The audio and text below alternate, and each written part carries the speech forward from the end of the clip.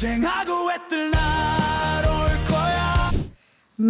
이준석 개혁신당 대표가 이재명 정부의 V0가 지금 생겨나는 거냐 이런 그 취지의 페이스북 글을 올렸거든요. 네. V1 대개 이제 대통령을 V라고 하잖아요. V 오십니다. 뭐 이렇게 이제 막 그렇습니다. 얘기하잖아요. VIP. 예, 네, 예. VIP V 오십니다. 막 이래 하는데 예. V 그러니까 이제 V1, V2 대개 이제 V1은 대통령, V2는 영부인 뭐 네, 이렇게 이제 네, 부르는데. 네. 이 이제 그게 아니라 V0가 네. 있다라고 얘기를 V0, V0입니까 제로입니까? 제로라고 V0라고 하죠. 해야죠. 네, V0. V0. 예, 네. 어떤 게 더 좋습니까? V0가 낫지 않겠어요? 1, 2, 3로 나가는 예. 거니까. 네. V0, V0, V0가 있다 이렇게 얘기를 했는데 V0가 누구인지 저희가 설문을 올릴 테니까 많은 분들이 답을 좀 해주시면 되겠습니다. 자, 여러분들 어떻게 보시는지 의견을 조금 같이 들어보도록 하고요. 그 사선 답안입니까? 아니면 주관식입니까? 4명이 있습니다. 1번, 2번부터 불러드릴게요. 아, 2번 2번부터. 김어준, 어. 3번 정청래, 어. 4번 정진상. 우리 전영석 대표가 이렇게 올려놨는데 1번은 누구일까요? 1번 보기는 김현지 지금 저 부속실장이겠죠. 제1 부속실장. 예, 맞습니다. 제일 부속실장. 자, 오늘은 핵심적인 사안으로 만사 현통을 한번 조금 얘기를 해보려고 합니다. 예. 만사 현통. 또 만사 현통. 형자가 또 예. 이제 자기 형 아우할 때 그 형자 써가지고 만사 형통도 있었어요. 옛날 이명박 대통령 시절에 네, 뭐 그런 얘기가 예, 잠깐 예. 돌았었습니다. 잠깐 돌았었죠. 예. 네. 원래 만사형통이라는 사자성어도 있고요. 예, 있고요. 맞습니다. 네. 예.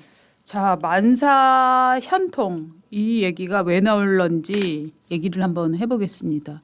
일단 김현지 씨가 나는 저 산에 올라가기가 싫어라고 얘기를 했나 봅니다. 아. 그러니까 지금 저 용산 청와대실에서는 용산 대통령실에서는 그래? 산에 왜 올라가기 싫으면 올라가지 마. 산을 치워줄게. 그래서 산을 그냥 없애버렸습니다. 그렇지 않아요? 진짜 지금 그런 셈이네요. 네. 김현지 씨가 저 총무비서관 아닙니까? 총무비서관은 그 대통령실의 예산과 인사 뭐 이런 전체적인 문제를 주관하는 저 담당이기 때문에 국회 나와 10월 정기국회가 있으니까 신청을 하니까 민주당에서 결사 반대를 했습니다. 그렇습니다. 그래도 야당에서는 끊임없이 아니지 나와야지라고 하고 심지어 민주당 내에서도 아니 김현지 씨가 못 나갈 일이 뭐가 있죠? 나가야죠. 이런 목소리가 툭툭 튀어나오기 시작했어요. 그렇습니다. 그러니까 그래? 이거 큰일 났네? 하다가 꾀를 낸 게 이제 제1 부속 실장으로 발령을 어저께 냈습니다. 네. 놀랍죠? 그 삼김 시대 때 네. 우리가 다 이제 영어 철자 두 가지 약자로 이제 삼김을 불렀잖아요. 오. DJ, YS, JP. 그렇죠. 그런데 이제 사김 시대라고 한다면 김현지는 SP라고 부른다는 거 나는 처음 알았어요. 그게 장동혁 대표가 네. 그림자 대통령 그렇게 얘기를 하더라고요. 그래서 SP예요. 예, 섀도우 프레지던트. 프레지던트. 그래서 SP가 이제 김현지 아니냐. 그만큼 이 그림자 대통령을 야당 대표가 김현지 비서관한테 딱 그 칭호를 붙였더라고요. 이제 그래서 오늘부터는 김현지 비서관은 이제 SP다. 실장이군요. 오늘부터는. 그렇죠. 그렇죠. 제1 부속 실장. 네. 김현지 실장은 앞으로 SP라고 부르겠습니다. 그런데 진짜 이런 경우는 듣도 보도 못했던 게 그러니까 정말 뭐 측근들을 뭐 이렇게 돌려쓰기 위해서 이 측근을 저기 쓰고 저 측근을 이렇게 쓰고 한번 나갔다는 사람은 회전민서 쓰고 해서 그 욕을 먹는 건 봤었는데 그 측근 챙기기 위해서 그렇게 하는 건 봤었는데 측근의 국감 출석을 막기 위해서 이렇게 자리를 옮겨주고 그야말로 또 나름대로 대통령의 최측근이라는 사람들의 자리가 이렇게 회전문처럼 돌아가는 이런 인사는 정말 듣도 보도 못했던 것 같아요. 그러니까 사람들이 오죽하면 저럴까? 오죽 김현지 실장이 최측근이고 이재명 대통령 눈에 밟히면 저렇게까지 할까? 아니면 대통령도 어쩔 수 없을 정도의 김현지라는 측근의 파워가 센 건가? 온갖 꼬리에 꼬리를 무는 의문들이 자연스럽게 대중들한테 생기는 것 같아요. 그렇죠. 이거는 어떻게 보면 대통령실이나 저 민주당 그 집권당에서 자초한 거 아닙니까? 그렇죠. 그냥 나오라 그러면 모든 사람들이 나오라 하면 나갔잖아요. 심지어 지금은 한 번도 그런 사례가 없는 대법원장을 나오라고 지금 막 소리를 빡빡 지르고 윽박 지르고 있는 상황에서 우리 김현지님은 절대 나오시면 안 됩니다. 아까 말씀하신 것처럼 옛날에 진짜 군인들 군대 가면 사단장이 그 부대 왔다가 진짜 저 눈앞에 그 산은 왜 이렇게 거슬려? 그럼 진짜 그 사단장님 한 말씀에 모든 병사들이 그냥 사색이 하해져서 정말 삽을 들고 산을 진짜 옮기러 나갔다는 그런 전설 같은 얘기가 있는데 네. 진짜 김현지님이 보시기에 아니 무슨 총무비서관은 자꾸 왜 국회 나오라 그래? 그럼 총무비서관을 삽으로 떠내서 없애드리고 그걸 다른 데로 옮겨드리고 여기는 그런 부속실장이라는 예쁜 보금자리를 놔드리는 그런 모양새잖아요. 네. 그러니까 장동혁 대표를 다시 한번 인용을 하면은 예. 무슨 말을 했냐면 당신이 무엇을 상상하든 민주당의 기괴한 발상법은 그 이상입니다. 아, 이제 맞아요. 이런 거예요. 그러니까 예를 들어서 이재명 대통령이 사법리스가 끝내 찜찜해 재판이 중단되긴 했지만 그래요? 그럼 면소 판결할 수 있도록 관련 법 규정을 다 없애면 됩니다. 그 이제 그런 거 시도하고 배임죄 없애려고 하죠 지금. 그렇죠. 예. 지금 배임죄 없애려고. 예. 이진숙이 안 나가네 끝에 어떻게 내쫓을 방법 없을까? 야 이거는 실정법은 안 되는데 뭔 소리야 이 사람아. 방송통신 폐지법 그 방송통신위원회 폐지시켰잖아요. 그럼 어떻게 그 다음은 미디어 하나만 더 방송 미디어 통신위원회 해서 그다음 다른 사람 안 치면 돼. 자 이번에 이제 김현지가 딱 걸렸어요. 예. 야 이거는 지난 30여 년 동안 총무비서관이 국정감사에 안 나온 적은 단 한 번도 없었대. 여론이 아주 안 좋아. 야 그거 곤란한데 어떡하지? 나가야 될까? 아니야 그거는 안 돼. 아이 당신 눈치도 없어. 안 된다니까. 야 그럼 어떡하지? 맞다. 보직이동. 보직이동. 그러니까요. 이제까지 한 번도 부리지 않았던 보직이 뭐지? 부속실장. 그건 대통령 부부를 하는 사생활과 밀접에 관련이 있으니까 그건 지금까지 부른 적이 없어. 그렇구나. 그럼 제1부속실로 할까? 제2부속실로 할까? 김현지는 대통령, 이재명 대통령 측근이잖아. 그 김혜경 여사는 따로 있어. 그러니까 이재명 대통령 그럼 제1부속실장. 그래서 극단적으로 배타적인 회전문 인사를 하는 겁니다. 예. 문고리 6인방 성남 라인끼리. 그렇습니다. 그래서 김현지가 제1부속실이 대변인 대변인 2명 두는 데는 저가 태어나서 처음 봐요. 그거는 잠깐만요. 지금 저 문재인 대통령이 들어오셨는데요.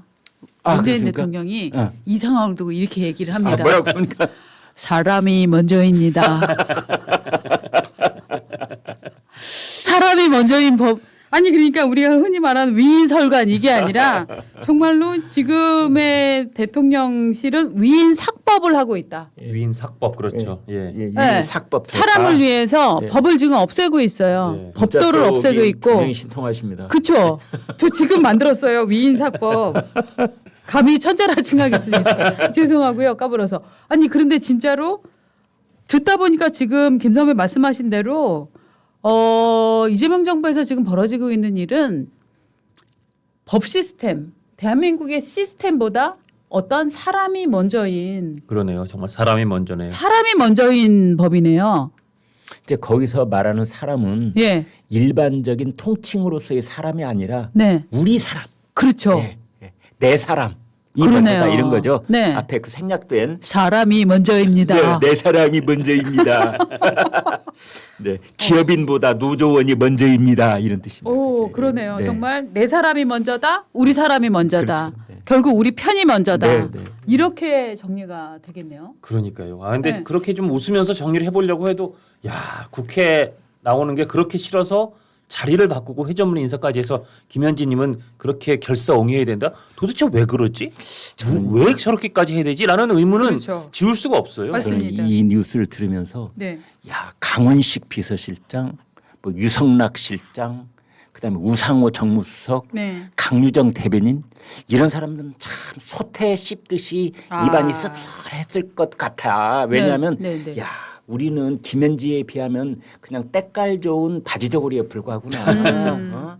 야 우리를 위해서 대통령님께서 이렇게 국민적 그 비난 여론이 비등할 걸 무릅쓰고 보직 이동을 순식간에 해주신 적이 있을 것인가? 네. 이런 생각을 해보면 야 우리는 그 총의 농도에 있어서 그렇죠, 그렇죠. 우리는 김현지의 발 뒤꿈치도 못 따라가는 것 아닌가 이런 열패감 같은 거. 열패감 같은 그런 거. 느낌은 예. 들어요. 김현지 이제 실장이죠. 부속 실장이니까. 그렇습니다. 김현지 실장이 농도 그 순 오렌지로만 짠 패밀리 주스 원액 100% 패밀리 주스라면 착즙 주스. 예. 착즙 주스, 예.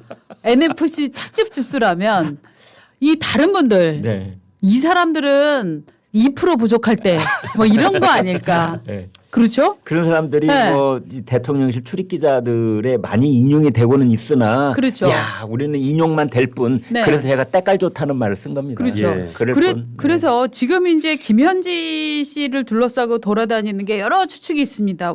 그러니까 1번은 애정설입니다. 즉 아니 김현지를 얼마나 예뻐하면 저런 인사를 해주나 하는 애정설이 있고요. 예. 두 번째는 파워설.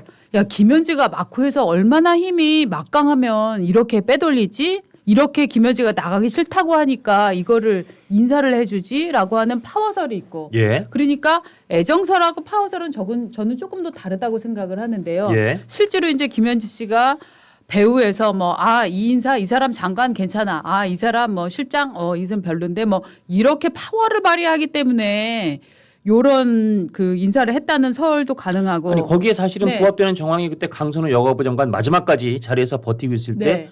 그때 한겨레 보도였죠. 결국 강선우 여가부 장관 내정자한테 전화해서 물러나야겠다. 네. 얘기한 게 다른 사람도 아니고 바로 김현지 비서관이었다는 설이 보도가 있었으니까. 네. 맞습니다. 그럼 사실은 누가 봐도 뭐 비서실장이 하거나 네. 최소한 정무수석에 해야 될 일을 할 정도면 네. 파워가 네. 간단치 않다 그런 그렇죠. 느낌을 줬죠. 그러니까 우리나라 장관들 또는 차관들 중에 김현지하고 나는 직접 통화가 가능해. 이런 사람과 그렇지 못한 사람으로 나눌 가능성이 있어요. 혹시 장 실장님 김현지 비서관 전화번호 가지고 있습니까? 전혀 안 갖고 있습니다.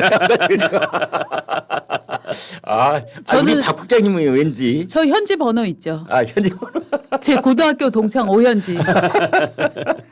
그런데 네. 저는 이 애정설 1번, 2번 파워설에 더해서 저는 3번 불안설을 좀 제기를 해보고 싶습니다. 불안설. 네.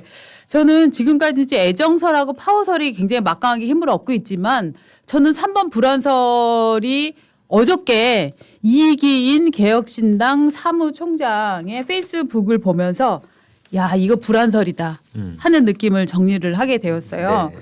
이기인 총장이 올린 걸 한번 볼까요? 예. 자 페이스북 글입니다. 좀 길지만 이 내용이 굉장히 알차서 다 보시는 게 좋을 것 같아요. 새벽 6시 8분. 시장실 옆 시민단체 사무실에서 발신자 번호 표시 없이 33,000건의 새누리당 비방 문자를 보낸 사람이 바로 김현지입니다. 이 일로 벌금 150만 원 선고받았고 관련 시의원으로부터 민사소송 패소에 손해배상 판결까지 받았습니다. 네. 2번. 자 여기서 잠깐만요. 예. 네. 저기 새누리당 비방 문자 저 내용이 뭐냐면 네. 새누리당 시의원이 성추행을 했다라고 비방한 문자입니다. 맞습니다. 예, 예. 그런데 그 현장이 뭐였냐? 어깨를 부딪힌 거였는데 네. 저거를 성희롱으로 이제 성추행으로. 성추행으로 네. 포장을 해갖고 비방하는 문자를 저렇게 보내서 예. 결국은 저거는 150만 원으로 저 손해배상 판결 받았. 그러니까 150만 원 이제 형사 재판에서. 그러니까 벌금형 새누리당 손해배상은 의원이 300만 새누리당 원. 예. 성남시 의원이 맞습니다. 예, 김현지를 상대로 해서 고소를 한 거예요. 맞습니다. 그 결과로 150만 선고를 받았다는 뜻입니다. 맞습니다. 예. 2번. 대장동 화천대유 아파트 분양권을 받은 이들도 김현지, 정진상 등 이른바 이재명 대통령 패밀리였습니다. 네. 저 화천대유 분양권을 돌려가는데 무슨 야로가 있었다라는 정황은 없습니다만 네. 특이하게도 김현지와 정진상이 화천대유 저 대장동 아파트 있지 않습니까? 네. 예. 저기를 분양을 받았더라. 아, 그렇습니다. 그러니까 저기에 분양을 받은 건 사실입니다. 두 네. 사람이. 네. 3번. 이재명 지사 사퇴 이후 김현지는 배소연에게 전화를 걸어 파일을 지우라, 하드디스크를 교체하겠다라고 지시했습니다. 이는 증거인멸 의혹으로 연결될 대목입니다. 될 수 있는 대목입니다. 그렇죠. 이제 배소연이라는 사람은 그 여러분 다 아시는 것처럼 이제 5급 공무원이었던 사람이고요. 그다음에 7급 공무원이었던 조명현 씨를 맞습니다. 이제 수족처럼 부리면서 맞습니다. 이제 갖가지 법인 카드로 인한 그 뭐 여러 가지 물품 구입을 지시했던 그 사람을 말하는 거죠. 네. 이제 그래서 그런 내용들이 있을 파일을 지우라라는 지시를 김현지가 했다 이런 뜻입니다. 자, 그다음에 4번 또 있습니다. 김현지의 뒤를 이어 대통령실 총무비서관에 임명된 윤기천 실장 역시 또한 성남 멤버입니다. 분당구청장 지낸 늘공 출신으로 퇴임 후 성남구단 대표이사 임명돼 대통령이 연루된 구단 비리 의혹을 적극적으로 옹호해 왔습니다. 시의원 시절에도 이 시장의 법인카드 사용 내역을 방어하는 데 앞장섰습니다. 저기서 성남 구단 대표이사 이것은 아마도 성남 구단은 성남 FC를 말하는 것 같아요. 맞습니다. 예. 성남시에 있는 프로축구단 예. 이제 거기에 대해서 그 축구단을 지원하는 돈을 받는다는 명목으로 기업들한테 다른 후원금을 받은 것이 아니냐라는 그 의혹을 사고 있는 거 아니에요? 맞죠. 저게 그래서 뭐 네이버 등 여러 기업한테 돈을 받고 편의를 봐줬다는 의혹이 있고 실제로 저것도 지금 기소가 돼 있어요. 네, 그래서 그렇습니다. 그 문제의 그 정말 이 대통령이 받고 있는 재판 지금 중단됐지만 5개의 재판 중에 가장 덩어리가 큰 대장동, 백현동 다 묶여 있는 그 재판에 성남 FC 관련된 제3자 뇌물 혐의도 기소가 돼서 재판 중인데 지금 중지가 돼 있고 지금 성남 구단은 그 성남 FC 구단 네. 그 구단을 이제 특정하고 있는 겁니다. 네. 그래서 이 이기인 총장의 결론이 자 이제는 이 이제 김현지 실장 관련된 사안을 이렇게 말합니다. 단순히 국감 증인 채택 불출석 정도로 그칠 사안이 아니게 되었습니다. 국정조사든 특검이든 성남 멤버를 포함한 이재명 대통령 측근들에 대한 철저한 진상 규명이 불가피한 상황입니다. 이렇게 말합니다. 이렇게 정말 긴 글을 썼지만 긴 글이 정말 너무나 많은 사건들을 포함하고 있어서 버릴 구석이 하나도 없어요. 이제 그 특히나 저 파일 수사, 예. 저 파일 삭제 요 의혹을 조금 더 봐야 될 것 같은데요. 이게 경기 남부청에 이제 고소 고발이 들어갔습니다. 고발이 예. 들어가서 이미 2023년 6월에 요 정무직 그 저 공무원들이 갖고 있었던 컴퓨터에서 그 저 하드 디스크죠. 예. 요거를 다 삭제한 정황, 요것들이 이제 저 고발이 된 상태였거든요. 예. 그런데 이후에 수사가 뭐 저 박차를 가한다 이런 얘기 나왔지만 그 기소가 됐는지 이런 얘기들도 안 나오고 있더라고요. 이 수사는 뭐 지지부진된 것 같고요. 예. 그래서 이걸 이제 이 고소하고 했던 사람이 백광현 씨라고 맞습니다. 이 기사에 나오는데 그 백광현 씨가 사실은 이 사안을 지난 대선을 앞두고 한 번 또 문제 제기를 했었어요. 본인 유튜브나 맞습니다. 했었는데 결국은 이 사안은 이제 경찰 수사까지 갔다는 보도가 있었지만 흐지부지된 상황인 것 같은데 이 사안이 바로 지금 아까 그 이기인 총장이 얘기하는 3번 사안, 네. 그러니까 김현지 씨가 배소연 씨에게 전화 걸어서 파일을 지워라 하드디스크 교체하겠다. 요 3번 사안과 관련되는 게 이 수사 이 맞습니다. 이슈입니다. 요 사안이 어떤 거냐면은요. 녹취가 하나가 이제 저 나왔었는데 요 녹취를 내용을 보니까 2021년 10월 26일 날 김현지 씨가 배소연 뭐 이런 사람 이 사람한테 파일을 삭제를 하라고 지시하는 얘기가 나오거든요. 예. 그럼 이날이 언제였냐? 이게 이재명 당시 경기지사가 저 대선에 출마합니다라고 얘기하면서 사퇴를 한 바로 다음 날이었다는 거예요. 그렇군요. 네. 네. 그러니까 경기도 지사 시절에 어떤 일이 있었는데 그 증거를 은폐하기 위해서 삭제를 지시한 거 아니냐라는 의문이 나올 수밖에 없는 거죠. 그렇네요. 예. 증거 인멸 의혹을 당장에 살 수밖에 없는 네. 그런 행동이었네요. 네. 이 녹취 파일을 그때 백광현 씨가 이제 입수를 해갖고 예. 공개를 했는데 보면은 이렇게 얘기합니다. 파일이나 이런 거 없앨 것만 싹 없애요. 외장 하드를 주문해서 해야 되니까 파일만 지우면 제가 아예 하드를 교체시킬게요. 어떤 컴퓨터를 해야 하는지 알려주면 돼. 뭐 이런 얘기를 하는 거예요. 예. 예.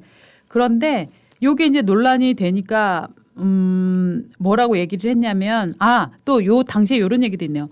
나간 사람들이 하도 엉망진창으로 해놔갖고 아예 하드를 사가서 다 교체를 했어. 한 50개는 했나 봐. 라고 해서 이미 교체를 했다는 것까지도 얘기를 또 하고 있는 거예요. 네. 그렇습니다. 이게 아마 지금 녹취 파일에 다 이런 내용이 들어있는 거죠. 그렇죠. 예. 그러니까 이미 교체를 했고 당신한테 시킬 테니까 당신도 교체를 해라는 지금 뉘앙스를 지금 익힐 수가 그렇게 있는 거죠. 읽혀집니다. 예, 제가 내용을 읽혀도 그렇게 보면. 읽혀집니다. 네. 그런데 이재명 대표 당시에 이제 비서실에서 이렇게 얘기했습니다. 김현지가 배소연에게 컴퓨터 파일 삭제를 요청한 것은 공용 컴퓨터가 아닌 개인 컴퓨터 파일을 말하는 것이다.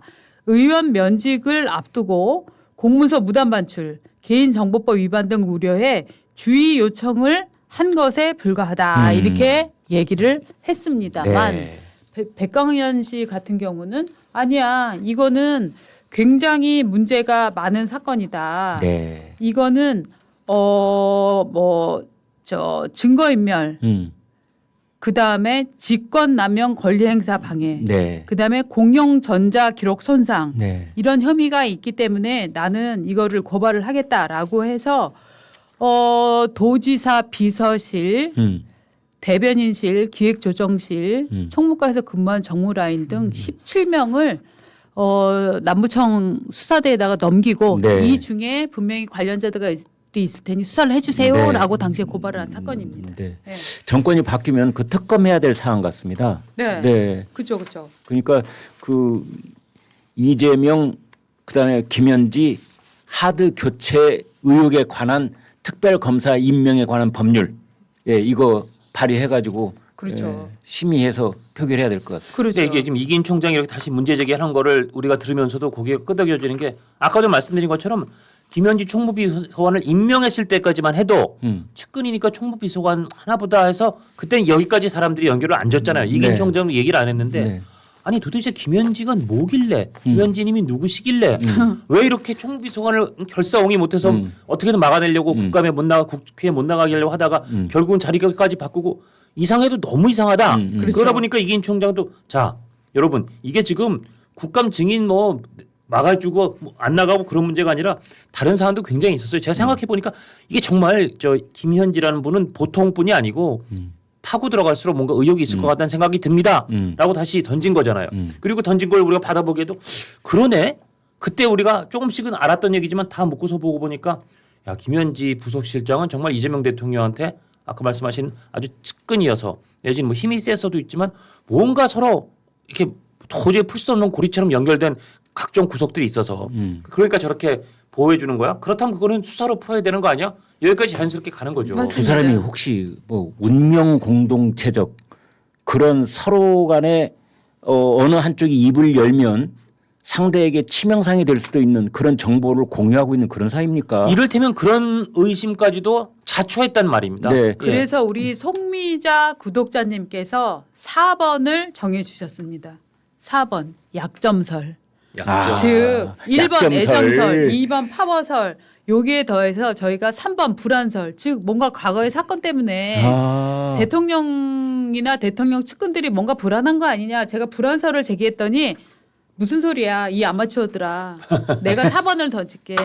4번 약점설이야. 약점설 오늘의 말말말로 제가 네, 추대하겠습니다. 송미자님 네. 대단하십니다. 네. 4번 약점설이 추가됐습니다. 그런데 네. 장동혁 대표가 예. 어제 무슨 말을 했냐면 김현지를 이렇게 감추려고 하는 걸 보니까 국민적으로 제기되고 있는 의혹들이 사실인가 보다 이런 뉘앙스로 얘기를 했어요. 그러니까요. 네, 그러니까요. 그런 걸로 봐서 지금 국민의힘이 우리가 하고 있는 이야기의 상당 부분을 포함해서 예. 지금 우리가 잘 모르는 그 무엇까지도 곧 이제 꺼낼 수도 있다 이런 뉘앙스로 저는 들렸거든요. 그렇죠. 예. 그 김현지 관련 의혹이라는 걸 지금 국민의힘이 가지고 있다는 그 뉘앙스잖아요. 예. 그렇죠. 자, 그게 뭘까 너무너무 궁금한데 네. 어제 말이죠. 그 이제 강훈식 비서실장이 이제 대통령실 비서실장이니까 대통령실의 인사 이동에 대해서는 본인이 이제 책임을 지고 공표를 해야 되잖아요. 예. 그런데 그 인사 내용에 놀랍게도 김현지란 이름이 빠져 있었다는 거 아닙니까? 그러니까요. 그러니까. 아니 이게 도대체 말이죠. 네. 그게 에키스 중에 에키스인데 네.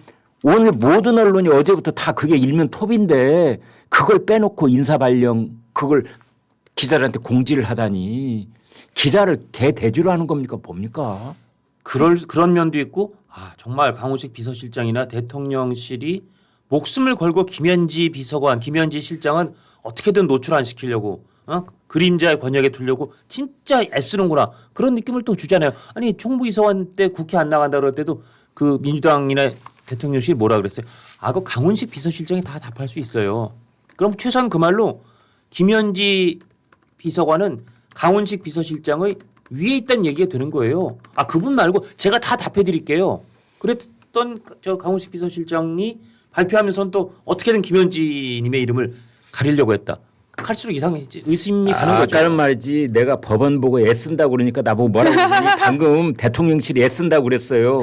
장 실장도 야 정말 애쓰는 것 같아요. 내가 봤을 때. 예.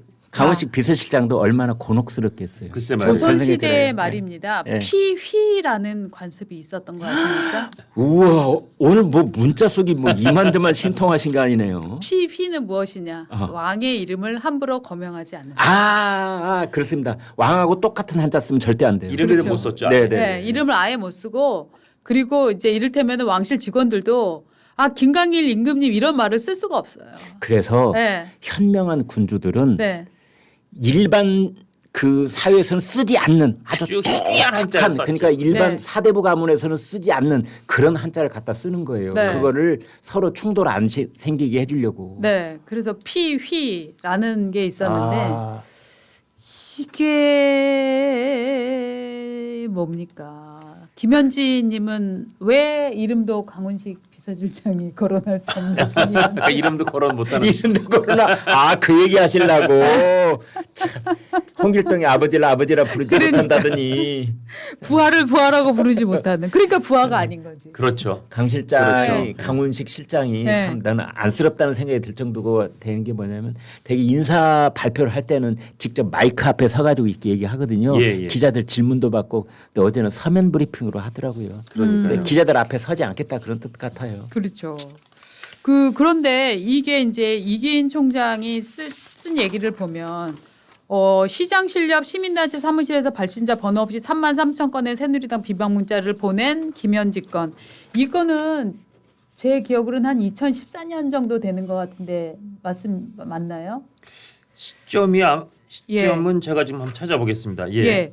그 성남시장 시절이기 때문에 그 2014년 시절이죠. 그 예, 정도라고 되겠죠. 생각하는데 예, 예, 그러니까 지금 2025년이고 네. 사실은 2014년 무렵이라고 보면 10년 전도 네. 더 된 일입니다. 네. 그런데 이재명 경기도지사가 사퇴한 후에 이 하드 디스크를 삭제를 하거나 예. 교체한 부분은 이게 2021년이기 때문에 단 4년 전이에요. 그렇죠. 그리고 이것이 김현지가 스스로 이것을 했겠느냐 아니면은 당시에 경기도지사 사퇴를 발표한 이재명 지사까지 연결이 됐느냐 이런 거는 여전히 공소시효가 남아 있으면서 네. 수사로 언제든지 밝혀질 수 있는 이런 사안들이잖아요. 그렇습니다. 그러니까 예. 사실은 이 부분 같은 경우는 분명히 이제 국민의힘 같은 이제 야당이나 아니면 개혁신당 같은 야당들에서 예. 분명히 여전히 제기를 할 수 있는 문제고 네. 지금 김현지 씨가 국감에 나왔을 때 2021년 사건 기억나시죠? 그때 그렇게 컴퓨터에서 하드디스크를 손상을 시키고 혹은 교체를 하고 이런 거 왜 그러신 거예요? 라고 물어보잖아요. 예. 그럼 황당해지는 거죠. 황당해지는 거죠. 근데 네. 어쨌든 뭐 그냥 모른다 기억 안 난다라고 넘어갈 수는 없으니까 네. 그런 일들이 아마 지금 말씀하신 이 사안 말고도 뭐 켜켜이 있다 보니까 야 우리 김현지 실장님은 국회 내보내면 안 되겠다라고 네. 판단한 것이 아니겠는가. 내지는 본인이 난 나가면 안 돼요. 아시잖아요. 날 국민의힘 그 국회의원들한테 던져놓으면 내가 어떻게 이걸 버텨내라고요. 네. 안 되진 난 그거 싫어요. 라고 얘기했을 개연성이 있다는 거죠. 네. 그런데 김현지 실장 얼굴 한번 볼까요? 김현지 실장은 제가 이 말하면 저 구독자 여러분들 되게 싫어하시는데 굉장히 샤프하게 생기지 않았습니까? 장관급처럼 생겨. 네. 그러니까 태도나 이런 부분들이 굉장히 신뢰도가 높은 고위 공직자의 느낌이 굉장히 강해요. 네. 그래서 저는 이런 판단들을 이 정무적인 판단 같은 것들을 할 수 있는 사람이다라는 얘기들을 굉장히 많이 들었는데 이전에도 그때 압수수색 영장 들어올 때였나요? 전쟁입니다. 맞습니다. 예, 그거를 그렇게 보낼 그때 수 이재명 있는 당대표한테 보냈던. 네네네. 그런 정도의 판단력이기 때문에 저는 나이가 못 나가 이런 식의 그 징징거림보다는 확실히 이거는 내가 나갈 수 없다라고 굉장히 정확하게 판단해서 본인이 얘기를 할 수 있을 정도가 아니었을까라고 유추를 해봅니다. 그리고 지금 사진이 네. 나왔으니까 김현지 이제 실장 부속 네. 실장이 1급 상당의 아주 고위직 대통령실 고위직 공무원인데 네. 우린 정확한 저 김현지 실장의 나이도 맞습니다. 출신 학교도 네. 우리가 흔히 대한민국에서 공직자가 되면 우리가 모든 사람들이 다 그냥 자연스럽게 알게 되는 그런 프로필을 맞습니다. 전혀 모르고 있습니다. 맞아요. 네. 아직도 확인이 안 되고 맞아요. 있어요. 지금 한숙철님이 한명숙 씨 비슷하다 뭐 이런 얘기도 지금 나오고 느낌 있는데 비슷하네요. 예. 어떤 한명숙 분들은 전 총리. 어떤 네. 분은 심지어 이재명 대통령이랑 닮았다 이런 얘기도 하니까 외모 부분에서도 왜냐하면 이제 이 마스크가 거의 처음 공개가 제대로 되는 거기 때문에 많은 분들이 잘 알지 못하셨는데 정말로 이런 1급대 공무원을 저 학교를 어디 나왔는지 그러니까요. 우리나라에서 쭉 살았었는지 이것도 지금 모르는 거잖아요. 일급 공무원들은 네. 이제 곧 있으면 재산 공개를 해야 되거든요. 네. 예, 그러면은 이제 본인 재산, 배우자 재산 이런 게 다 공개가 돼야 됩니다. 직계 존속들의 재산을 다 포괄적으로 공개를 해야 되는데 그때 어떻게 해야 할지 이제 궁금한데 저는 이번 그 김현지 건을 보면서 네. 이런 생각이 들어요. 이제 묘한 기시감인데 재벌 총수들 이 국정감사 기간 중간에 무작위로 막 불림을 당할 때가 있잖아요. 그렇죠. 그때 그 대기업의 임원들하고 특히 대관 업무를 맡고 있는 사람들의 가장 중요한 미션이 우리 총수님 국회에 불려가지 않도록 막아내는 거예요. 정말 예. 목숨 걸고 뜁니다. 사력을 다해서 사력을 뛰어요. 다합니다, 정말. 그 대관 업무 맡은 분들은 1년 내내 아무 일 안 해도 좋다. 너는 국정감사 기간 동안에 우리 회장님 국회 안 나갈 수 있도록 맡기만 하면 돼. 이런 말이 나돌 정도거든요. 예. 요즘 민주당이 됐든 대통령실이 됐든 김현지 막아 세우는 거 보면은 야 김현지가 거의 대기업 총수급이야. 어? 모든 임원들이 나서서 김현지 국회 안 나가도록 막기 위해서 야 참 대기업 총수 저리 가라 하는 그런 위치구나 이런 생각도 듭니다. 그러게요. 그러니까 쓸데없는 얘기 죄송합니다. 아닙니다, 아니요, 아닙니다. 아니요. 아니, 정말 그래서 제가 계속 이 자초한다는 표현을 쓰는데 김현지 실장을 둘러싼 의혹, 김현지 실장은 도대체 뭐길래 누구시길래 왜 저렇게까지 도대체 무슨 사연이 있는 거지? 라는 의혹을 자꾸만 뭉게 더 부풀리는 게 지금 대통령실이나 여당이 하는 행동과 처신 때문에 자초하고 있다. 그러니까 김현지가 국정감사에 나와서 몇 마디 답변하고 지나가면 뭐 그냥 유야무야 됐을 사관을 지금 이번 사안은 용산 대통령실과 민주당이 구르는 눈덩이를 만들고 있어요. 제 말씀이 그겁니다. 네. 바로 예. 그런데 이게 굴리면 굴릴수록 눈덩이가 커질 거라는 건 판단은 못했을까요? 저는 그럼에도 불구하고 이 의혹이 커지는 거를 감수하고라도 김현지를 꽁꽁 싸매야 하는 이유가 있다라고 봅니다. 눈덩이가요 구르고 구르면 그게 네. 공중으로 증발되는 게 아니고 가서 민가를 덮치도록 돼 있거든요. 온풍기를 틀면 되잖아요. 온풍기는 뒀다 뭐 하나. 온풍 얘기 좀 해볼까요? 온기가 어디를 감싼다는 얘기가 자꾸만 들려가지고. 네, 저는 왠지 온풍기를 그냥 틀어버려서 즉 핵심을 사안을 딴 데로 그냥 그 여론을 확 반전시킬 만한 예. 다른 것들로 그냥 덮을 수도 있다고 생각하는 거 아닌가. 지금 이재명 정권이 뭔가 착각하고 있는데 네. 눈 사태를 한 번도 구경해보지 못한 사람들 같아요. 그렇죠, 그렇죠. 아발랑쉬라는 게 한번 벌어지면은 정말 어마무시한 정말 상상도 못했던 결과를 낳기도 합니다. 아마 이재명 정부 또는 뭐 민주당 사람들이 자기네들 세상 맞다고 생각하고 무슨 일이든 우린 다 할 수 있어라는 자만감에 지금 빠져 있는지 모르겠는데 네네네. 이런 일이 잘못 굴러가서 자기네들 또 감당할 수 없는 눈덩이가 되면은 예. 지금 이 눈덩이가 어디를 덮칠지 한번 두고 보겠습니다. 대개는 이렇게 사소하게 2개 바늘구멍 하나 이게 났던 것이 그걸 제때 막지 못해가지고 구르고 해서 이제 뚝이 무너지는데 지금 김현지 건 아니 대통령실의 총무비서관 대통령의 총애 받는 사람 가장 지근거리에 있는 사람이래 이렇게 우리가 이제 사석에서 좀 쑥덕거리고 그런 정도 머물렀던 사람이 갑자기 국정 현안의 제1순위가 되고 말았잖아요. 지금. 네네네. 예. 이거 누가 만들었습니까? 우리 같은 유튜버들이 만들었습니까? 아니잖아요. 언론이 만든 것도 아니고 자초한 겁니다. 그럼 민주당이 만들었잖아요. 예, 자초한 겁니다. 네. 예. 국정 운영 저 상임위원회 운영위원회에서 민주당 의원들이 절대 김현지는 안 돼. 이렇게 막아서는 바람에 지금 이렇게 커지고 있는 거 아닙니까? 그렇습니다. 거기다 보직 변경까지 어제 시켜버리고. 노태우 정부 시절 그러니까 소위 87년 체제가 된 이후 한 90년대 이후로 한 번도 대통령실 그때는 청와대라고 불리기도 했던 총무비서관 뭐 총무수석 이런 사람들이 국정감사 안 나온 적이 없었다는 거 아니에요? 네. 총무비서관은 너무 당연직으로 나오는 자리인데 그 자리를 굳이 김현지 보좌관을 그 총무비서관에 임명시켜놓고 근데 국감에는 못 나와. 우리 김현진이면 절대 그러실 분이 아니야. 나오실 분이 아니야. 라고 하면서 본인들이 저렇게 사단을 만들어 놓고 그 사단을 점점 키워가는 게 전 저 조짐이 좋지 않습니다. 국회 운영위원회라는 데가 대통령실을 감사하는 데거든요. 그렇죠. 그럼 대통령실이 일반적으로 직원이 한 4,500명쯤 됩니다. 예. 그러면 그 4,500명의 인사 그다음에 거기에 들어가는 돈 예산 이것을 총괄하는 자리가 총무비서관이에요. 총무라는 말이 뭔 말입니까? 그런 일을 하라고 있는 곳 아닙니까? 그렇습니다. 그런데 국회 운영위원회가 대통령실을 감사하면서 총무비서관 없이 감사를 한다? 그 감사 하나만 하죠. 그런 감사 뭐하러 해요? 그래서 그거는 우리 비서실장님이 대신 해드린다고요. 맞아. 그 얘기는 했더라. 네.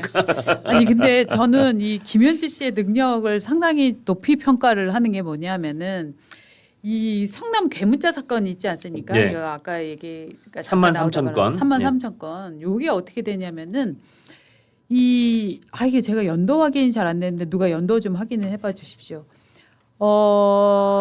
이게 1월 과거에 이제 기사입니다. 올 1월 6일이라고 이제 표현이 되어 있는데 일단 이게 언제냐. 성남 괴물자 사건은 2013년으로 나옵니다. 2013년 예. 1월 6일 오후 6시 8분 저녁 시간입니다. 문자가 다량으로 이제 유포가 되는 예, 거예요.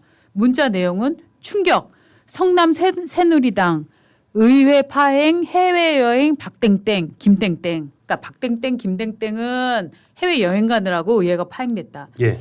양주병 시민 폭행 이땡땡. 양주병으로 시민을 때렸다 이땡땡 그 시의원이. 예. 그다음에 성추행 이땡땡. 의원직 사퇴하라라는 내용으로 불특정 다수한테 이제 뿌려진 거예요. 이게 이제 33,000통인 거예요. 예. 그러니까 이 중에 거론된 새누리당 의원들이 뭐야? 라고 해갖고 2013년 1월에 수정 경찰서에 이게 시민들한테 예. 나를 음해하는 괴문자가 뿌려졌으니까 발신 좀 제발 찾달라고 그렇죠, 진정을 한 거예요. 예. 그러니까 사이버 수사대가 이거를 이제 조사를 했어요. IP를 수사를 해봤죠. 찾아갔죠. 예. 찾아갔더니 이게 성남시청 2층으로 IP가 특정이 된 거예요. 예. 그래갖고 보니까 그 어디지라고 해서 IP를 딱 특정히 찾아봤더니 성남의제 21 사무실인 거예요. 그게 시장실 바로 옆이었잖아요. 시장실역 맞아요. 예. 그래서 봤더니 이게 이제 결국은 김현지 당시 사무국장이었죠. 예. 사무국장이 이 얘기를 했다라고 특정이 되면서 이 사건이 이제 벌어진 거죠. 아니 그런 얘기 참 네. 잊고 있었던 게 또 이제 새록새록 기억이 나는데 네. 이재명 대통령 부인 김혜경 여사도 네. 저 댓글 때문에 곤욕을 치렀잖아요. 맞습니다. 해경군 김씨. 맞습니다. 그것도 결국은 IP 주소 찾아내가지고 네. 이게 누구일 것이다 이렇게 이제 수사 범위가 좁혀졌던 사건 아닙니까? 네. 네. 근데 김은지도 또 그거네. 그렇죠. 네. 그런데 당시에 사람들은 어떻게 판단하고 있냐면 당시에 이재명 시장이 하고 있던 일들을 강력하게 반대하던 의원들 네. 어떻게 이 의원들만 겨냥한 이런 문자가 만들어졌지라고 생각을 한 거예요. 그렇죠. 그런데 또 재밌는 거는 그럼 시민의제 성남의제 21 이거는 뭐냐? 성남의제 21은 환경단체라며. 네. 그럼 왜 도대체 환경단체 사무국장이 이재명과 대척점에 있는 시의원들을 겨냥한 이런 문자를 뿌린 거지? 이런 이제 의구심들이 일어나는 거죠. 네. 사실은 이 사건이 이미 뭐 공소시효가 지났겠지만 어떻게 이미 또 판결도 나왔고요. 판결도 나왔고요. 하지만 실제로는 어떻게 보면은 이 김현지 씨가 오히려 이렇게 얘기를 했겠죠. 경찰하면 이거 누구가 해달라 그런 거예요? 아니면은 본인이 알아서 하신 거예요? 물어봤겠죠. 물어봤겠죠. 이거는 제가 알아서 제가 이분들이 문제가 있다고 생각해서 한 건데요. 라고 얘기를 했기 때문에 윗선 수사가 이루어지지 않은 거 아니겠습니까? 그런 식이 됐겠네요. 예. 그렇죠. 네. 한번 이렇게 또 당시 이재명 성남시장이나 그 측근들을 이렇게 본인이 한번 안아주고 더 이상을 자기가 스스로 총대를 매준 그런 것도 될 수 있겠네요. 그렇죠. 예, 그러니까 상황으로 제가 보면. 이 건을 다시 되짚어 보니까 어떻게 보면은 김현지 선에서 이 건을 막았기 때문에 성남시의 공식 라인이 혹시 관여된 거 아닌가 하는 의심들을 털어내고. 증명할 수 없었죠. 예. 네, 그렇기 때문에 어떻게 보면은 김현지 씨에게는 과거 성남시의 이재명 시장이 빚을 진 것은 아닌가 이렇게 의심을 해볼 수도 있는 거죠. 네. 그러니까 아주 과거 사건들이 정리된 사건도 있고 아직 그 수사가 진척되지 않은 사건도 있는데 하나하나를 굉장히 많이 다시 파보기 시작하면 이거 지금 민주당식으로 얘기하면 이게 다 별건의 특검 사항 아닙니까? 그래서 이기인 사무총장도 이제는 국감증인 출석 여부가에 그칠 사안이 아니라 국정조사든 특검이든 성남 멤버 포함한 이 측근들에 대한 철저한 진상규명이 불가피하다라고 얘기를 하는 지경이 됐습니다. 맞습니다. 네, 방금 들어온 이제 속보를 하나 말씀드리면요. 네네. 관련된 건데 그 김현지를 국회에 불림을 당하지 않도록 하기 위해서 보직 변경을 한 거 아니냐 기자들이 물으니까 네. 어제는 이제 대통령실 관계자가 그랬어요. 아니야. 부속실장도 국회가 합의하면 갈 수 있어. 이렇게 얘기를 했거든요. 근데 방금 이제 한겨레 신문이 이제 민주당 관계자를 인용을 해서 단독 보도를 했는데 네. 민주당이 김현지는 국감장에 부르지 않기로 그렇게 오. 방침을 세웠다. 예. 이거야 뭐 미리 다 예상됐던 거죠 뭐. 그러니까 어제 대통령실 관계자가 하는 말이 있잖아요. 예. 국회가 합의하면 갈 수도 있어. 이런 말이 얼마나 눈 가리고 아웅하는 말인지 그렇죠, 그렇죠. 정말 빈정이 상해요. 그러니까요. 그러네요. 네. 근데 그렇게 안 보내려고 작전을 혹시 세워뒀다면 그렇게 세워두고 국민 앞에서 그런 식으로 합의하면 부를 수 있습니다. 갈 수 있습니다라고 네. 얘기하는 거는 예. 이거는 거짓말인가요? 거짓말이 아닐까요? 네?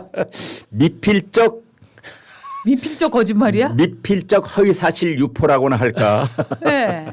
아 진짜 네. 듣는 대박입니다. 국민들을 아주 수준 낮은 네. 청자라고 생각하고 그렇습니다. 일단 이렇게 한번 입에 발린 얘기 해주고 그래서 혹시 그러면 자리 넘겼지만 그래도 국회의원 결국 나온다는 건가? 그래도 우리 뜻을 좀 대통령실이 경청한 건가? 라고 기대를 요만큼 갖게 한 다음에 다음날 민주당에서 웃기지도 않냐면서 뒤통수 한번 또 친 거죠. 그렇죠. 네, 그냥 넘어갈 거 우리가 기대 가졌다 뒤통수 한번 더 맞고 네. 김현지 비서관의 실장의 불출석을 보게 됐습니다. 아니 그리고 이제 국정감사 끝나면 다시 보직 원대복귀 오. 뭘 해서 근데 설마. 김현지 실장 같은 분은 저분이 총무이성관에 있든 부속실장으로 있든 워낙 센 분이라 센 인사라서 그게 정답. 네. 그게 정답. 거기 안 옮겨도 된다. 그렇게 보더라고요. 그러니까 위 제로는 주특기가 따로 명시될 필요가 없어. 그러니까요. 네, 예. 우리가 저 낮은 직급에 있을 때 나는 소총수야, 나는 탄약병이야, 나는 뭐 군수병이야, 뭐 이렇게 나누지만 예. 저 위로 올라가면은 주특기 없어요. 모든 사무를 내가 다 관장하기 때문에 굳이 내가 막 보직이 무슨 비서관 그거 얼라들이 하는 일이지. 위에 올라가면 그거 다 필요 없이 일반 이 장군이 되면요 제너럴 스타가 되는 순간 이 보직 이 주특기가 없어진다고 그래요. 그래서 장군을 제너럴이라고 부른다는 말도 있어요. 네. 아. 그래서 제가 장군이 안 돼봐서 확인은 못 그러게. 하겠습니다만은 이게 제가 아까 오후 6시 8분이라고 했는데 오전 새벽 이기인 씨가 쓴 거에 따르면 새벽 6시네요. 새벽 6시 8분. 예. 그러면 새벽 6시에 나와서 문자를 보내요? 정말 열심히 한 거죠. 진짜 열심히 하네. 열심히 사는 사람들 많은 거예요. 네. 아니 우리도 새벽 6시쯤 나오지 않습니까? 아니 그런데 이게 지금 비방 문자를 보내기 위해서 우리는 6시에 나와서 일을 하고 다른 네, 공부를 하고 있지. 네. 그때 비방 문자를 33,000건 보내지는 않잖아요. 이게 근데 문자 33,000건 보내면 네. 그거 이제 다 한 번이었을까라는 생각도 들고 또 하나는 돈이 꽤 들어가거든요. 그렇죠. 그 문자를 그냥 공짜로 보내주는 게 아니에요. 문자 보내주는 그럼요. 업체가 있잖아요. 네. 예. 그런데 야, 그 돈은 또 어디서 마련했지? 이런 생각이 그쵸. 듭니다. 야, 즉 꼬꼬무네 꼬리를 묻는 그렇죠. 진짜 의혹이 지금 나오고 있는데 아, 그걸 꼬꼬무라고 합니까? 그런 프로그램이 프로그램 있습니다. 이름이 꼬리에 있어요. 꼬리를 무는 네. 이야기. 예. 예. 아, 많이 이건 배웁니다. 남의 프로그램 네. PPL 해주고 있다. 자, 지금 요렇게 거짓말 저희가 잠깐 얘기를 하고 있는데 사실은 저는요. 이 그 국가 정보 시스템을 갖고 있는 국가 전산망 공통이 지금 닷새 오늘 지금 엿새째 아닌가요? 오늘 이제 뭐 닷새째. 닷새째인가요? 그렇습니다. 금토일월. 어제가 화. 나흘째, 일월, 오늘이 화. 닷새째. 오늘 닷새째. 예. 근데 이게 처음에 화재 발생하고 나서 예. 국민에게 솔직하게 다 내용이 브리핑 됐다 이렇게 보십니까? 저는 여기도 또 뭔가 거짓말이 있다. 그렇죠. 네. 네. 그러니까 이제 그 배터리 교체 작업을 그러니까 5층에 있는 배터리들을 화재 위험에 대비할 때 그게 불이 났을 때 60cm 떨어진 곳에 전선 장비들이 너무 많아서 이거 이렇게 두면 안 돼. 그래서 지하 1층으로 옮기는 작업을 했다는데 그거는 당연히 전원을 끄고 해야 되는 걸 이제 우리는 알고 있고 또 그렇게 1차 보고가 있었다는 얘기가 네. 있었는데 알고 보니 전원을 끈 건 3시간 뒤였더라. 예. 네. 지금 그 얘기가 나오고 있는 거 아니에요? 그렇죠. 그렇다면 그거 그렇습니다. 거짓말인 거죠. 그렇죠. 네. 그래서 이런 거짓말들이 굉장히 누적적으로 거짓말도 말입니다. 너무 누적적으로 하면 사람들이 진짜 거짓말 불감증 걸리는 거 맞아요. 네, 그래서 사실은 이게 과거 정부 같았으면 이런 단계마다 정부의 거짓말 논란 내지는 뭐 수사 당국의 거짓말 논란, 조사 그 주무부처의 거짓말 논란이 나올 만한 일들이 그냥 슥슥슥슥 그냥 네. 넘어가고 있다 하는 느낌을 저는 지울 수가 없거든요. 네. 네. 이거 뭐 정치인들 허위 사실 공표 네. 그거 없앤다면서요. 아. 네. 행위에 관한 걸 없앤다는 네, 거죠. 예. 공직선거법 위반해서 허위사실 공표에 대한 행위에 관한 것은 없앤다 이렇게 돼 있기 때문에 네. 이제 뭐 배터리 교체하는 그 직원들이야 우리 좀 봐줍시다 이런 생각이 들 정도라는 예. 거죠. 그러네요. 아, 그렇게 할 거면 저 재판 나가서 거짓말한 위증죄도 행위에 관한 걸 없애줘야죠. 뭐. 아니 그리고 왜 국회의원들하고 대통령하고만 아니 봐줍니까? 거짓말을 했다는 죄로 대법원에서 유죄 판결을 받은 사람도 지금 국가 원수가 되어 있는데 말에 무삼하리요. 그래서 그런 얘기 같은 것이 나올까 봐 지금 민주당에서는 지금 뭘 하고 있느냐. 네. 대법원에서 파기환송한 거 요거 잘못됐네요라는 판단을 할 수 있는 기구를 하나 만들겠다. 네?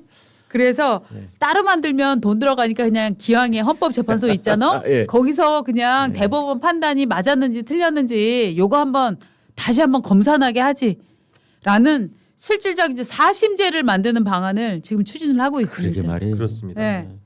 우리나라 그 헌법재판소법 제 68조 1항을 보면 이렇게 되어 있습니다. 법원의 재판을 제외하고 네. 헌법소원 심판을 청구할 수 있다라고 되어 있습니다. 그러니까 일반인 또는 뭐 어떤 공공기관장 그 누구를 막론하고 헌법소원을 낼 수 있습니다. 헌법재판소에 어떤 사안을 가지고 가서 그렇죠. 이게 헌법에 맞는지 안 맞는지 판단해 주세요라고 맞습니다. 이제 심판을 청구할 수 있다. 이게 헌법소원인데 이때 법원의 판결을 가지고 갈 수는 없다라고 이제 헌법재판소법에 돼 있다는 겁니다. 그렇죠. 법원의 재판을 제외하고는 헌법소원 심판을 청구할 수 있다. 그런데 그 앞에 있는 법원의 재판을 제외하고는 이 부분을 삭제해버리겠다는 거예요. 그렇죠. 네. 이러면 사실상 저희가 어렸을 때부터 배웠던 3심제, 네. 뭐 일반 저 법원, 그다음에 지방법원에서 고등법원, 대법원, 그래서 대법원이 우리나라의 최고 법원으로서 그 사안에 관한 최종 확정 판결을 내린다. 네. 그렇죠. 이거를 무너뜨린다는 거죠. 그렇죠. 그렇습니다. 무너뜨리고 네. 아니 뭐 지금 이미 그 누구죠 김승원 의원일 겁니다 아마 저 판사 출신 김승원 네. 의원도 아예 노골적으로 말을 그렇게 하고 있는데 이건 대법원이 우리 말 안 들으니까 대법원 망신 줄게 대법원 너희들 그래 옛날 어떤 저 대통령실 청와대 모 비서관이 했던 배째라는 거지 배째들이 있게 그 말이 아주 유명해졌던 말이 있지 않습니까? 뭐 그렇죠. 실제로 했다 안 했다 논란이 있지만 네. 지금 대법원이 말을 안 듣네 그래 배를 째주지. 너희 앞으로 이제 최고법원 아니야. 너희 한 것도 헌재 가서 한 번 더 할 거야. 너희는 이제 그냥 두 번째 고등법원쯤으로 격화시켜 줄 거야. 어떻게 감내할 수 있겠니? 실제로 말을 이렇게 했어요. 김어준 유튜브 방송에 김승원 판사 출신 김승원 의원이 나와서 사법부가 제대로 자정 노력을 안 하면 우리 입법부는 재판 소원 제도를 도입할 수도 있다. 이게 4심제 도입 얘기에 방금 그렇죠. 말씀드린 사법부한테 대법원장이 국회 청문회 나와서 국민 앞에 설명을 하고 그것이 납득이 안 되면 사죄를 하고 그런 기회를 준 것. 그런데 묵묵부답하면서 출석하지 않으니 재판 소원을 도입하겠다는 것. 제가 말씀드린 그거요. 대법원장 꿇어. 대법원 무릎 꿇어. 머리 박어. 근데 이것들이 꿇지를 않네? 머리를 안 박네? 그래. 그럼 너희 한번 당해봐. 자, 너희는 지금부터 대법원이 아니야. 너희는 이제 제2차 고등법원으로 격화될 건데 그렇지. 괜찮겠어? 그렇지. 이러는 거예요 지금. 그렇지. 그러니까 처음에는 대법관을 14명에서 26명으로 증언하겠다고 그랬는데 그렇게 해도 잘 말이 씨알이 안 먹히네. 옳거니 자, 그 대법관 증언 문제는 이제 제2차적인 문제고 그거 말고 재판 소원제도 들어가지고 너희들이 가장 싫어하는 것이 너희들 머리 위에다 헌법재판소 턱 얹어주는 거잖아. 그렇죠. 그거 하겠어. 그렇죠. 재판 소원제도 도입. 지금 그걸 꺼내 들어서 흔들고 있는 겁니다. 그걸 노골적으로 얘기하고 있는 거예요. 노골적으로. 예. 근데 이 모든 게 결국은 이재명 대통령의 사법 리스크 하나만을 지금 목적한 거라고 봐야 됩니까? 아니면은 각종 그 국회의원들도 과거에 이제 대법원에서 저 확정 판결 받은 것들이 있잖아요. 예. 이참에 그냥 이재명 대통령 핑계를 대고 자기도 그냥 자기 죄를 한번 털어보겠다 뭐 이런 건가요? 그러니까 뭐 그런 걸 포함해서 네. 어차피 지금 이 정부가 행정부하고 입법부는 강력하게 장악했으니까 네. 정말 사법부까지도 강력하게 장악을 해서 네. 헌법재판소는 사실은 이미 윤석열 대통령이 계엄을 안 하고 조금 더 버티고 있었으면 헌법재판관을 새로 임명해서 계속 보수 우위의 지형이 유지됐을 텐데 그건 네. 이제 날아갔고 이제 진보 네. 소위 진보 우위의 진영이 됐는데 네. 대법원은 그거 하는데 시간이 걸린단 말이에요. 네. 아 대법원을 좀 빨리 복속시켜 모든 일들이 좀 아주 시원시원하게 되고 일단 대통령의 사법 리스크도 털어내고 윤석열 이런 사람들 빨리 거기다 내란 딱지 붙이고 사형 선고 내리고 이거 빨리빨리 해야 우리가 다음에 선거도 잘 되고 우리가 계속 오래 집권하고 모든 게 잘 풀리는데 안 된다 됐는데 자꾸 대법원 얘네들이 자꾸 발목을 잡네. 네. 조희대가 말을 안 듣네. 이 정도 사인 보냈으면 이제 무릎 꿇어야 되는데 그렇게 무릎 꿇으라는데 무릎을 자꾸 안 꿇어.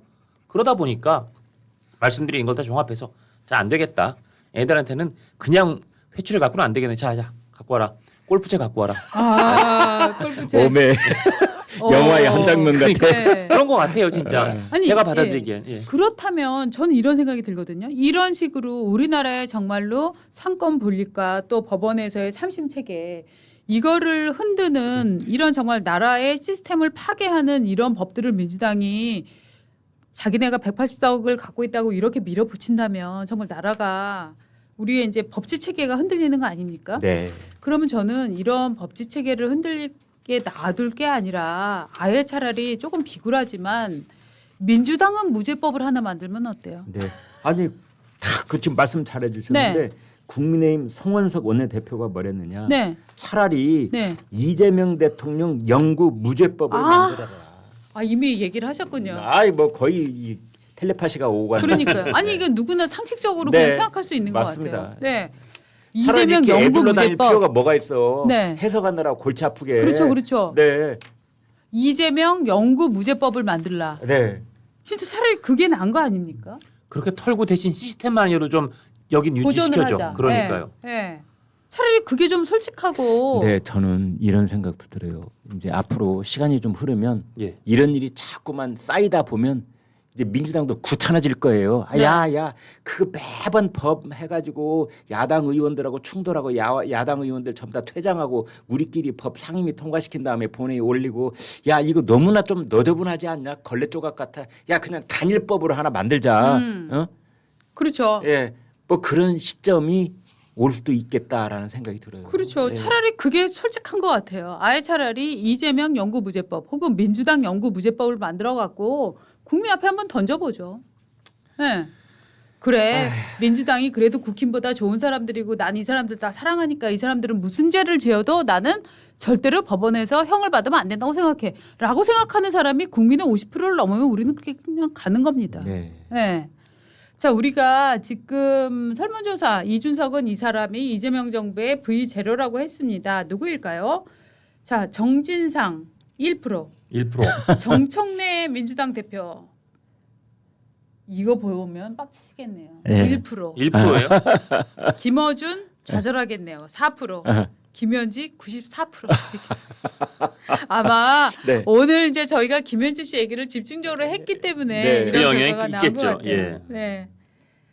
자, 웃자고 해본 설문조사였습니다. 그러나 불과 며칠 전까지만 해도 대한민국엔 삼통령이 있다. 네. 삼권 분리가 아니라 삼통 분립이다. 맞습니다. 용산 대통령, 그다음에 여의도 여의도 대통령 대통령. 정청래, 예. 지금 충정로 대통령 김어준 네. 이렇게 위세가 서슬퍼랬는데 네. 이 여론조사 우리의 설문조사지만 여기서 네. 단단히 자리로 떨어지고 가장 강력한 그림자 대통령이 드디어 그러니까요. 이제 등극을 하셨습니다. 네. 그래서 이제 저희가 이제 처음에 의혹으로 말씀드린 1번 애정설. 도대체 김현진은 왜 이렇게 싸고도나. 2번 권력설. 3번 불안설. 4번이 아까 뭐였죠? 약점설. 약점설. 약점설이 진짜. 네. 이 넷 중에 정말 뭐라고 생각을 하시는지 이 네 개가 결국은 다 얽히고 설킨 거 아니냐. 그렇죠. 네. 그렇다고 불안하니까 약점이고 약점이니까 불안하고 그런 거 아닌가요? 네. 과거에 여러 사건에서 김현지 씨가 혼자 약간 독박을 쓴 듯한 예. 이런 정황도 살짝 보이고 하기 때문에 예. 당연히 믿을 만한 녀석이야. 아, 저 사람은 참 믿을 만해. 사실은 김현지 씨도 네. 어느 시기가 오면 지금 이 시절에 겪었던 이야기들을 참 속 터놓고 할 기회가 온다면 네. 할 얘기가 많을 겁니다. 그렇죠. 네. 예. 많을 것 같아요. 네. 자, 아니 이 정도 되면 본인 연세도 좀 밝히시고 국민들한테 학교 어디 나왔고 네. 지금 다들 94학번쯤 된다더라. 아, 서울 중심부의 어디 대학을 나왔다고 하더라. 고등학교는 광주권 어디라고 하는데 지금 여기- 나이를 모르는 거예요, 우리가요? 그것도 잘 몰라요. 아, 그래요.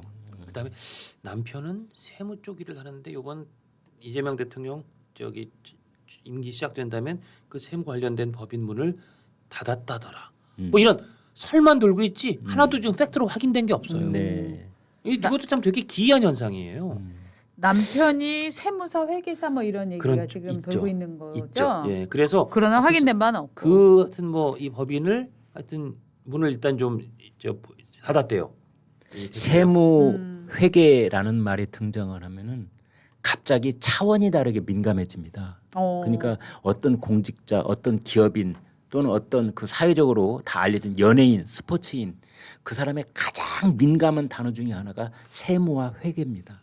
예, 거기에는 그 사람의 상당 기간에 걸쳐서 그 사람이 가지고 있는 모든 이 재정 상태가 다 드러날 수밖에 그렇습니다. 없고 그거는 곧바로 그 사람의 치명적인 약점으로 연결될 경우가 왕왕 있었잖아요. 약점 정도가 아니라 넘어서 아예 큰 상처가 돼서 그렇죠. 돌이킬 수 없는 상처가 되기도 그렇죠. 하죠. 치명상이라고 치명상이 하잖아요. 되니까, 예. 이제 그래서 참 그런 부분들은 우리가 뭐 의혹 단계라도 말 꺼내기가 조심스러운데 아무튼 시중에는 그런 말이 돌고 그래서 있어요. 네. 그런 세무 쪽을 하는 분이 남편이다 보니 워낙 실세의 남편이라고 해서 많이 몰릴까봐 그런 논란을 잠시 더 이상 불거지지 않게 하려고 이제 일단 사무실은 문을 닫았다. 뭐 이제 그런 비교적 이제 호의적인 그런 관측도 있는데 네, 하여튼 제가 말씀드린 건 이런 모든 관측과 설이 하나도 심지어 김현지 실장님의 연세부터 포함해서 하나도 확인되지 않고 있다는 거는 이건 좀 기이하다.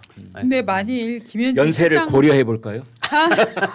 김현지 실장님의 남편이 회계나 세무 업무를 하고 있는데 이재명 대통령이 취임하고 나서 사무실을 닫았다라고 하면 정말 신복의 자격이 있습니다. 그러니까요. 그렇지 않아요? 예, 예. 대개의 사람들은 이렇게 자기가 아는 사람이 큰 권력을 잡게 되면 어떻게든 요 시기에 꿀을 빨까라고 예. 하면서 정말 호작질을 부릴 수가 있는데 사무실까지 닫았다라고 하면 네. 얼마나 신뢰가 두텁겠습니까? 근데 여기서 제가 한 말씀만 더 얹으면 이건 네. 저의 그냥 뇌피셜입니다. 네. 사무실을 닫더라도 정말 센 분한테는 정말 갈구하는 사람, 정말 자기가 지켜야 될 게 많은 분들은 어떻게든 선을 대서 그분의 힘을 또 얻으려고 하니까 네. 제가 말씀드린 건 그래서 그런 사람들을 몰래 도와줄 것이라는 뜻이 아니라 그런 것까지도 조심하셔야 된다. 분명히 그런 접근이 있을 거다. 그 말씀까지 드리겠습니다. 맞아요. 네. 그러니까 사실 그 사무실 문을 닫는다는 이런 표현일 수 있어요. 야 어중이 떠중이 오지 마. 정말 됐고 내가 지금 너네 상대할 시간 없고 야 핵심들은 내 번호 알지? 뭐 이럴 수도 있는 이럴 거죠. 수도 있다는 겁니다. 이럴 수도. 예. 그러니까 네. 어느 정권이든 이제 이런 얘기를 하거든요. 초반전이든 후반전이든 순장조라는 예, 말을 예, 하고 예. 되게 보스가 자기 측근들하고 충성서약이 끝나면 야 너는 나하고 함께 가는 거야. 끝까지 함께 가는 거야. 이런 말들 하거든요. 네. 근데 끝까지 함께 간다는 건 이제 예전 용어는 순장조라는 건데 그렇죠. 나중에 보면 순장조 중에서도 배신 때리는 사람들이 있긴 있고 예. 순장조에도 서열이 있어요. 아 순장도 예, 서열이요. 예. 예. 순장조 V0 예. 그다음에 순장조 1, 2, 3, 4 이렇게 쭉 나가는 겁니다. 예. 그 아무나 다 순장조라고 그래서 다 평등한 건 아니거든요. 그런 말도 문득 떠오릅니다. 그러니까 가령 예를 들면 김현지하고 김현지 가족들은 이제 이런 쪽으로 이미 그 이재명 대통령과 이런 그런 인간적인 신뢰 같은 게 있는 네. 게 아닌가 네. 예, 그런 생각이 들어요. 그쵸. 깜도 안 되는데 갑자기 뭐 저도 같이 한번 치겠습니다. 그래도 이러면 그래봤자 네가 어디서 무덤을 더럽히고 씨 나가시만 이럴 수도 있겠네. 네가 뭔데 같이 죽어. 막. 발빼. 그쵸, 그쵸. 아 참. 그러니까 참 깜냥이 되어야 이제 그것도 같이 하는 거지. 쟁하고 애들 날